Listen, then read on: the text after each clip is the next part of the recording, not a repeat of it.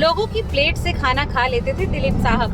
सायरा बानो बोली, साहब जैसा कोई नहीं। हिंदी सिनेमा के सुपरस्टार दिलीप कुमार किसी पहचान के मोहताज नहीं। इंडियन फिल्म इंडस्ट्री में जब भी सर्वश्रेष्ठ अभिनेताओं की गिनती होगी तो उसमें दिलीप कुमार का नाम सबसे आगे की पंक्ति में होगा। दिलीप साहब को दुनिया छोड़े आज 3 साल हो गए। 2021 में आज ही के दिन वो दुनिया से रुखसत हुए। दिलीप कुमार की डेथ एनिवर्सरी पर आइए आज सुनाते हैं उनकी जिंदगी से जुड़े कुछ दिलचस्प किस्से। हाल ही में मीडिया को दिए इंटरव्यू में दिलीप साहब की पत्नी सायरा बानो ने मीडिया से बातचीत करते हुए दिलीप कुमार की जिंदगी के कुछ अनछुए पहलुओं को छुआ और उनको साझा किया।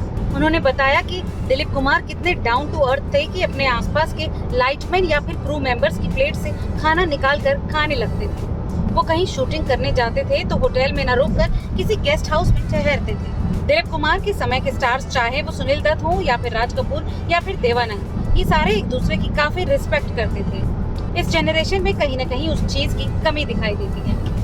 इस पर सायरा जी कहती हैं कि उस वक्त के स्टार्स एक दूसरे को टाइम देते थे, उनके साथ अपना सुख दुख बांटते थे।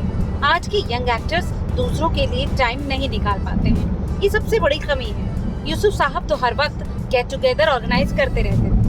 अगर राज कपूर लंदन में होते थे तब भी यूसुफ साहब के एक कॉल पर इंडिया वापस आ जाते थे। इसके अलावा धर्मजी भी उनसे बेहद प्यार करते थे। यूसुफ साहब से मिलने के लिए वो कभी कभार 12 या 1 बजे रात को भी घर आ जाया करते थे। सायरा बानो ने आगे बताया कि दिलीप साहब और लता मंगेशकर का भाई बहन जैसा नाता था। लता दीदी अक्सर दिलीप साहब को फोन करती थी। बात को आगे बढ़ाते हुए सायरा जी ने कहा, लता जी और यूसुफ साहब घंटों एक दूसरे से फोन पर बातें किया करते थे। वो अक्सर घर आया करती थी। मेरी एक 55 साल पुरानी कुक है, वो उनका फेवरेट महाराष्ट्रन खाना बनाया करती थी। लता जी हमारे साथ डाइनिंग टेबल पर बैठकर खूब बातें किया करती। दिलीप कुमार को लोगों को अपने घर खाना खिलाने का बहुत शौक था।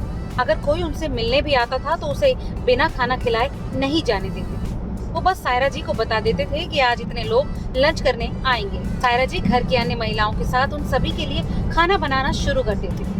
सायरा बानो ने आगे बताया कि उनके घर पर इतना राशन होता था कि एक बार में चाहे जितने भी लोग आ जाएं, सबके लिए खाना तैयार हो जाए। उन्होंने आगे बताया कि दिलीप कुमार कभी भी एक जगह पर नहीं टिकते थे। इतने बड़े स्टार थे, जाहिर है कि हर वक्त किसी न किसी इवेंट में बिजी रहना पड़ता था। एक दिन में उन्हें 4-4 इवेंट में शिरकत करनी होती थी। सायरा बानो ने बताया कि वो दोनों भले ही मुंबई क्यों ना निकले, उनके साथ कपड़ों से भरा एक सूटकेस हमेशा रहता था। क्योंकि एक से ज्यादा इवेंट में उन्हें पहुंचना होता था, इसलिए होटल में ही कपड़े बदल लेते थे। यूसुफ साहब की लाइफ हमेशा ही हेक्टिक रही। वो कभी एक जगह नहीं ठहरे। कभी कभी लगता था कि उनके पैरों में कहीं चक्कर तो नहीं है।